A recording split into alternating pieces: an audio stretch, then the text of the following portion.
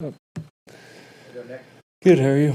Let's see, you've only faced Russell Wilson twice, right? You haven't sacked him yet. Do you keep track of which quarterbacks you've got and which ones you haven't?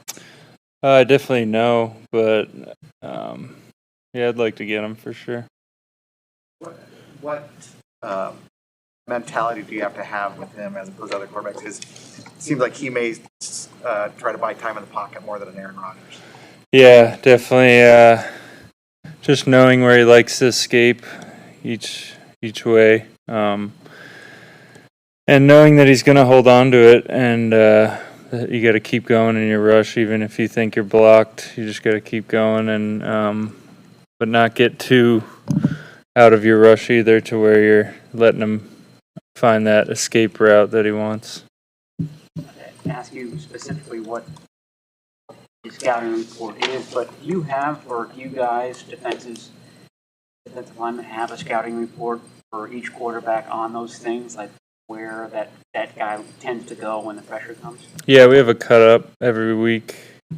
Chris makes a cut up of him running, and so every week we have an idea of where he likes to escape, and obviously in our division it's pretty important. Does their escape route develop or change throughout their seasons? I feel like it's pretty similar always. They do the same stuff, like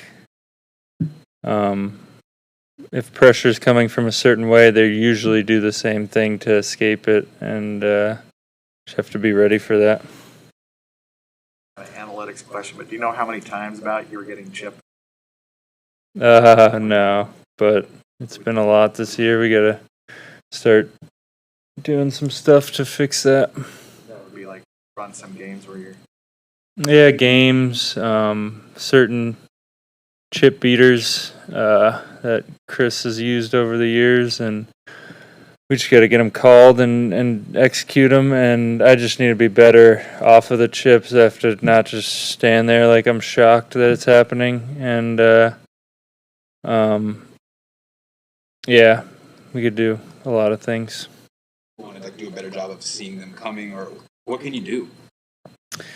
Just, I don't know, expect it more and get back to my rush quicker.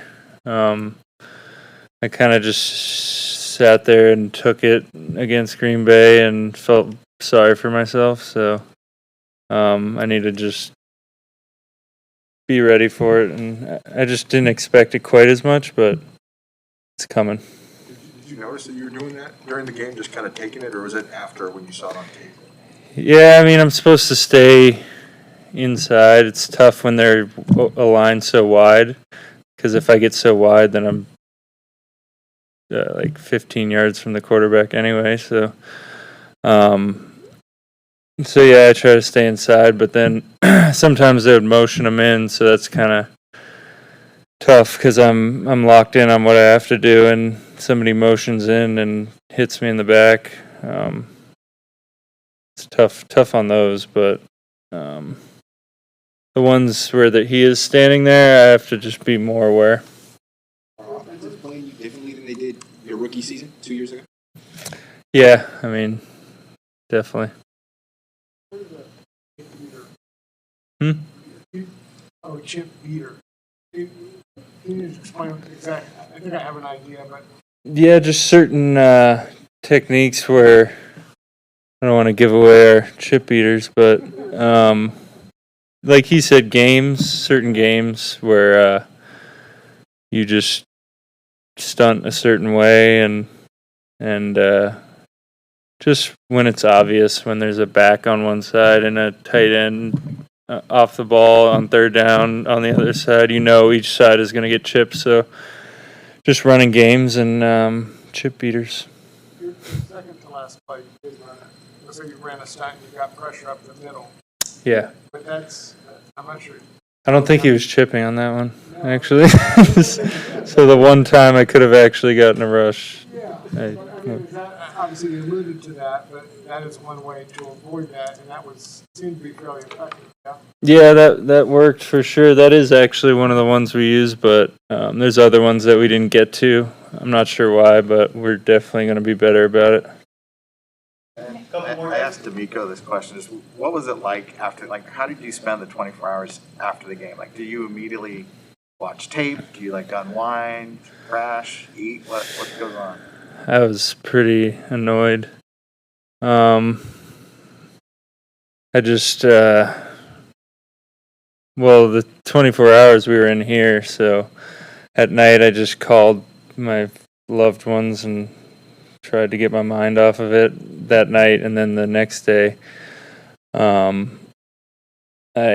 we had a pretty, I don't know what to call it, but we had some interesting meetings that we had to own up to it, and a lot of us didn't do the job that we definitely could have done. Obviously, there's a couple injuries, but we expect everybody to be able to do the job, and a lot of us didn't. So Better to have a wake-up call like that early in the season. yeah, that's what we were talking about.